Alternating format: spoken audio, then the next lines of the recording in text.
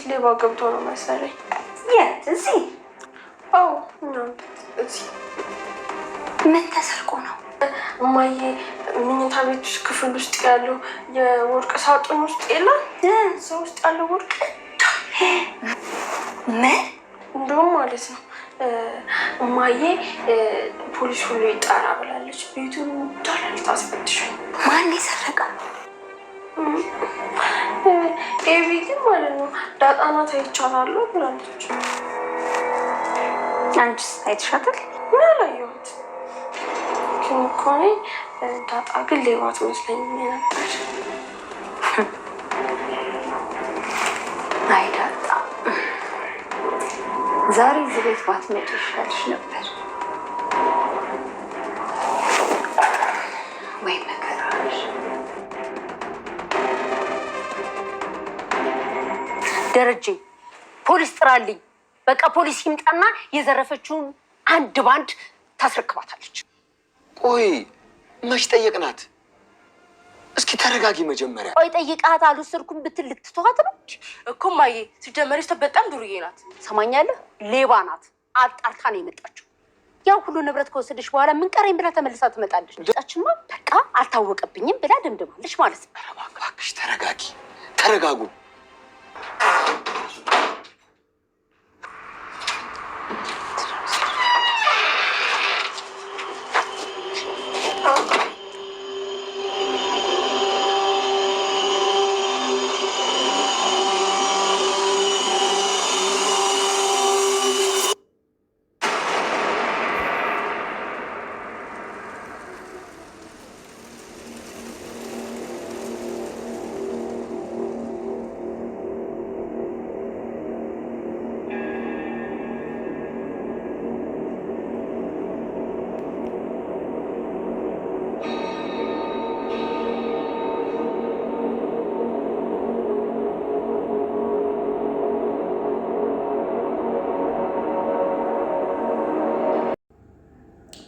ሰላም ውድና የተከበራችሁ የቻናሌ ቤተሰቦች እንዴት ናችሁ? ደህና ናችሁ? ሁላችሁም በያላችሁበት ሰላማችሁ ይብዛልኝ። ለዚህ ቻናል አዲስ የሆናችሁ ሰብስክራይብ እያደረጋችሁ ነባሮቹም እንደተለመደው ሀሳብ አስተያየት እየጻፋችሁ አብራችሁን እስከ መጨረሻው እንድትቆዩ በአክብሮት ጋበዝኳችሁ። ዛሬ የመጣሁት ዳጣ ክፍል 4 ነው። ዳጣ እንግዲህ በምሳሌ ድራማ ላይ የምታዩት ዳጣ ቤተሰቦቿን አግኝታለች ማለት ነው። በአሁኑ ሰዓት እንግዲህ እንዳያችሁት በሞገስ እርዳታ እንዲሁም ደግሞ ከፈጣሪ በታች ፈጣሪ አግዟት ከፈጣሪ በታች እንግዲህ ሞገስ ከጎኗ በመሆኑ ያው ቤተሰቦቿን ለማግኘት ችላለች። ዳጣ በአሁኑ ሰዓት እንግዲህ ከአሁን በፊት እየደረሰባት ካለው ፈተና በለጥ ያለ ፈተና እየደረሰባት ነው ያለው። በየሄደችበት ሁሉ እንቅፋት ነው የሚያገኛት። በጣም ነው የምታሳዝነው።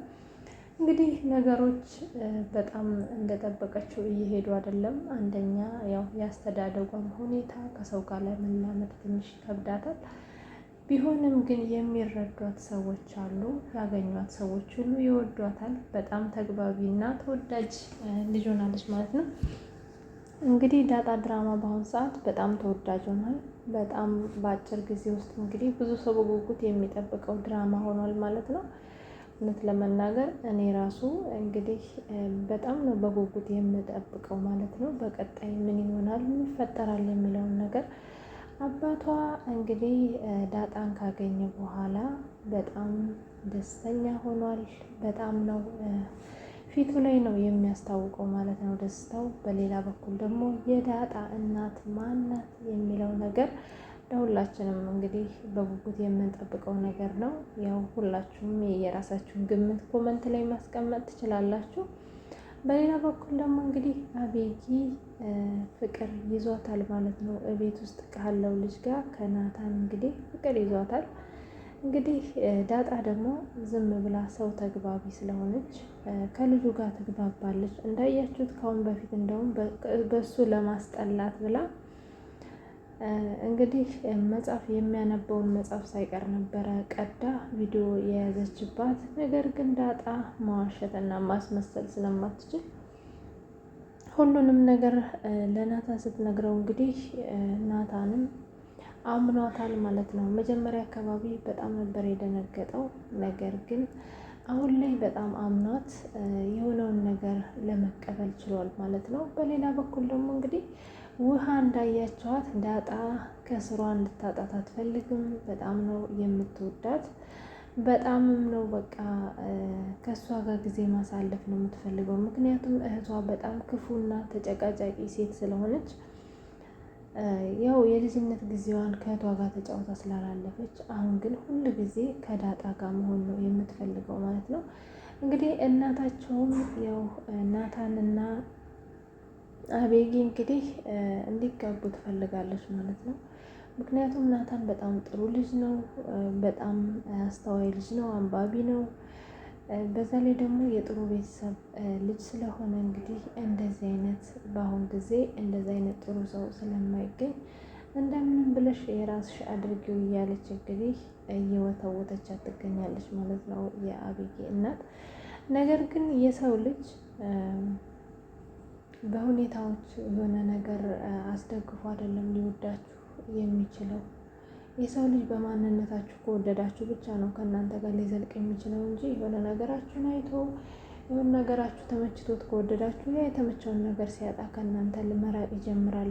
የሰው ልጅ ሙሉ ማንነታችሁን ሲወድ፣ እውነተኛ ማንነታችሁን ሲያቅና ሲወድ ነው ከእናንተ ጋር ሊዘልቅ የሚችለው። አቤጊ ደግሞ እንዳያችኋት በጣም ባለጌ፣ በጣም እንግዲህ ከሴት ልጅ የማይጠበቁ አክሽን የምታሳይ፣ ልጁን ለማሳሳት በጣም በተደጋጋሚ ጊዜ ጥረት የምታደርግ፣ እንዲሁም ደግሞ ናታን አጠገብ ያሉ ሰዎች በሙሉ ማጥፋት የምትፈልግ፣ እንግዲህ ለሰራተኛዋም እንግዲህ ክብር የሚባል ነገር ያሌላት፣ በጣም እንግዲህ አሳዳጊ የበደላት ተብላ ብትባል ይሄ ስም ያንስባታል ብያለሁ ለአቤጊ።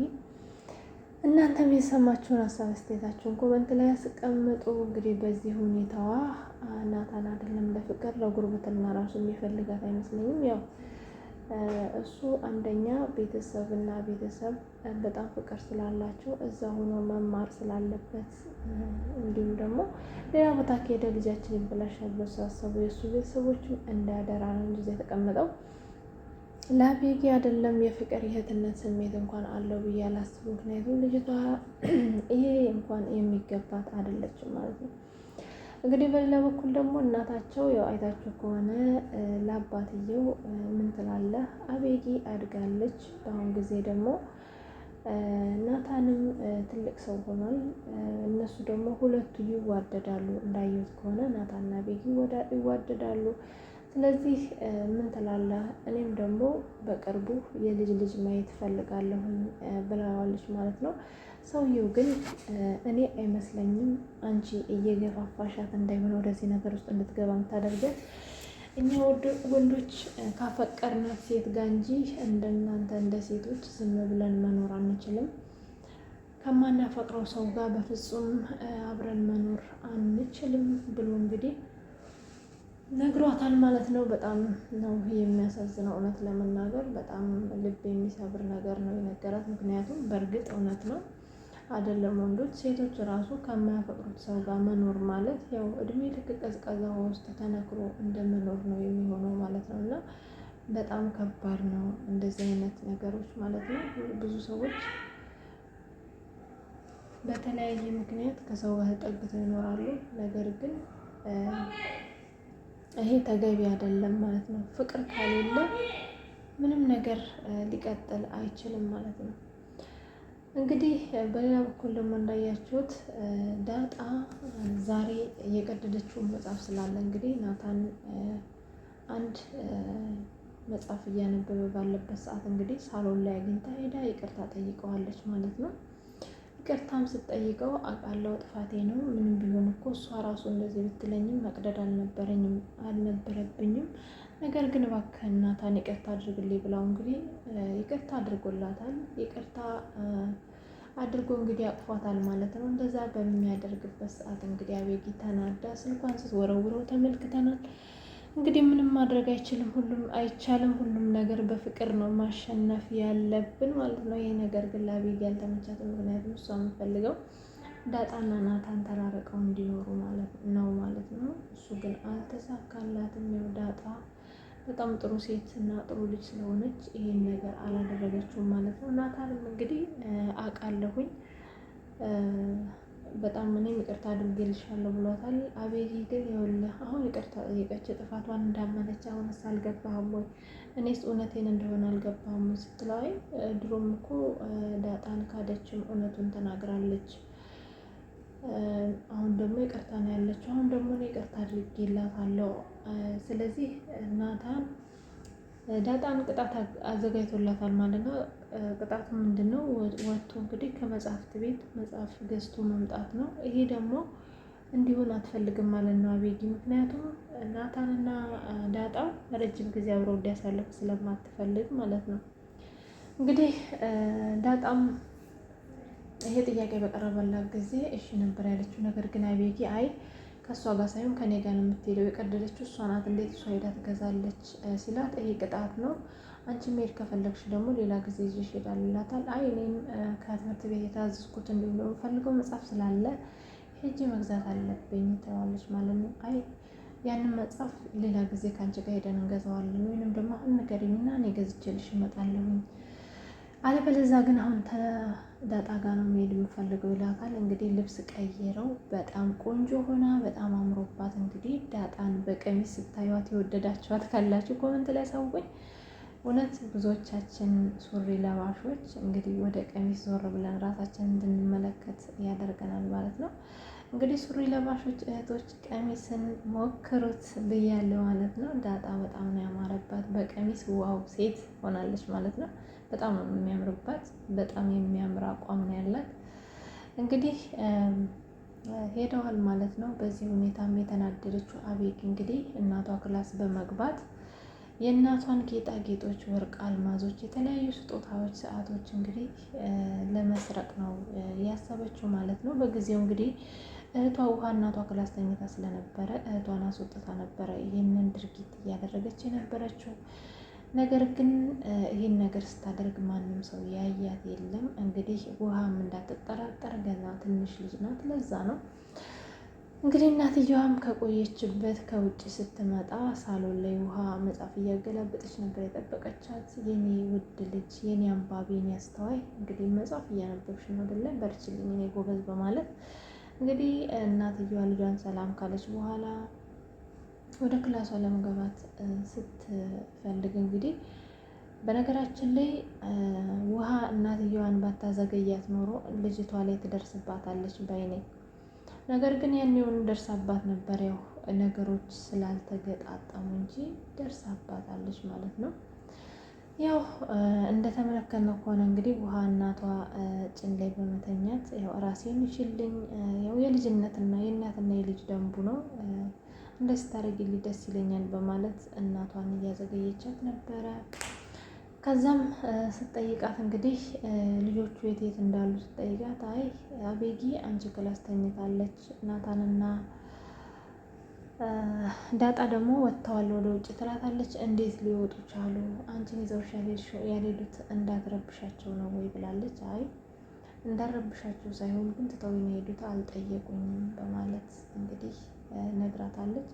እናትየውም አሁን ደክሞኛል ማረፍ አለብኝ ብላ እንግዲህ ወደ ክላሷ ስትሄድ አብረው ነበረ ከውሃ ጋር ሄዱት። ውሃ እንግዲህ ቀደም በማለት ወደ እናቷ ክላስ ስትገባ እህቷ ኪስ ውስጥ የተንጠለጠለ የወርቅ ሀብል ነበረ። ያንን ሀብል እንግዲህ ምንድን ነው ብላ ለመጎተት ስታስብ ነበረ እህትየዋ ቶሎ ብላ በጥፊ መታት ነገሩ ወደ ሌላ እንዲዞር ያደረገችው። እንግዲህ እህትየዋም እናቷ ሳታያት ያን ሁሉ የወርቅ ሀብል በኪሱ አድርጋ እንግዲህ ይዛ ወደ ሌላ ቦታ ሄዳለች። እናትየዋም መታ ከረጅም ጊዜ በኋላ አርፋ ከቆየች በኋላ እንግዲህ በተኛችበት ነበር አቤጊ ተመልሳ ወደ እናቷ ክላስ የገባችው። ወደ እናቷም ክላስ በመግባት እንግዲህ ዳጣ ሌባ እንደሆነች አንዳንድ ምልክቶች እንዳየች እንዲሁም ደግሞ እዚህ ክላስ ገብታ እንደነበረ ስትነግራት እናትየዋ ምን ሆነሽ ነው? እኔም በእርግጥ እች ልጅ እዚህ ቤት መቆየቷ አላማረኝም፣ ለአባትሽም ነግሬዋለሁ እንዲያስብበት፣ ነገር ግን እንደዚህ የምትባል ልጅ አትመስለኝም፣ ደግሞ ስትሰርቅ አይተሻለታለሁ ስትላት አይ አላየኋትም፣ ግን እዚህ ክላስ ገብታ ስትወጣ አይቻታለሁ ስትላት እንግዲህ እናቷ በመደንገጥ እንዳለቻትም እንግዲህ ወርቅ የምታስቀምጥበትን ስታዩ ምንም አይነት ወርቅ የለም ማለት ነው። በነገሩ በጣም በመደንገጥ ከባሏ ጋር ትደውላለች። አባትየውን በሰማ ጊዜ እንግዲህ ነገሩን በማረጋጋት ምንም አይነት ነገር አልፈልግም፣ ዳጣ ከሆነች እኔ ጠይቃትና እንድትመልስ አደርጋታለሁ። ነገር ግን ከውጭ ስትመጣ ምንም አይነት ጩኸት እንዳጮሁባት እሷ ላትሆን ትችላለች እያለ ሲከላከሉላት ተመልክተናል። እንግዲህ ውሃም ያው ዳጣ ይሄን የምታደርግ አይመስለኝም ብላለች። ውሃም እንግዲህ ወደ ሰራተኛዋ ጋር በመሄድ ሁኔታውን ስትነግራት ሰራተኛውም እንግዲህ ወይኔ ዳጣ ዛሬ እዚህ ቤት ባትመጪ ይሻልሽ ነበር ትላታለች። እንግዲህ እናትየዋ እሳት ለብሳ እሳት ጎርሳ ነው ዳጣን እየጠበቀቻት ያለችው። አባትየው ግን እንግዲህ ዳጣን እንዳትነኳት፣ እንዳታናግሯት፣ በክፉ አይን እንዳታያት፣ እንዳትጩሁባት፣ ስለዚህ ከፊቷ መረዳት እንችላለን ብሏል።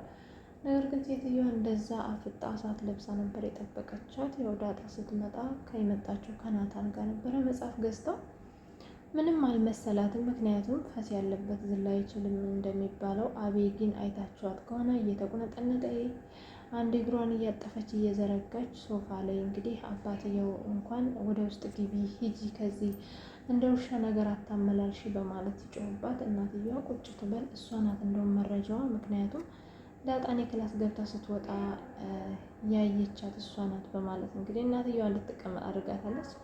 እኔ ግን አቤጊ እህቷ ታዋርዳታለች ባይኔ። በቀጣይ እንግዲህ ዳጣ ምን አይነት ችግር ይደርስባታል? አቤጊስ እንዴት ትዋረዳለች? ማስ ያዋረዳታል? ወርቁንስ የታደረገችው የሚለውን ነገር በቀጣይ አብረን የምናየው ነው። እስከ መጨረሻው ስለምትከታተሉኝ አብራችሁን ስላላችሁ በጣም አመሰግናለሁ። ሰላም ሁኑ ባይ